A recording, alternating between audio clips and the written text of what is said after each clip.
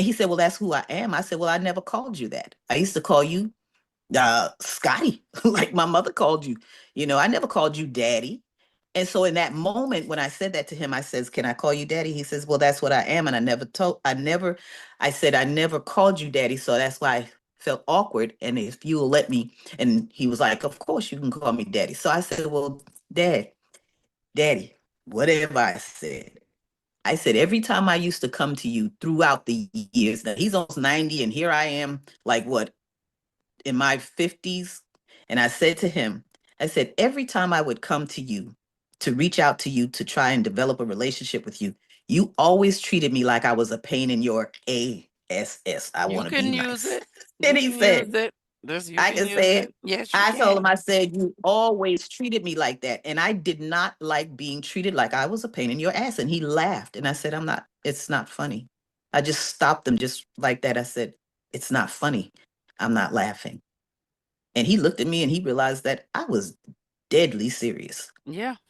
And he, in that moment, hung his head and said, I'm sorry. Oh, He did too. So in his and God gave him 6 months to live.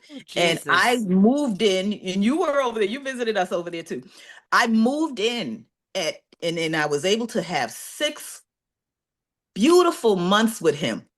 We bonded, and I felt like I really connected with him in that 6 months the way I would have wanted to connect with him all my life had he been there from the day I was born. Mm-hmm. Even though we didn't have that, I no longer dwell on that. But I'll cherish the 6 months that I moved in with him.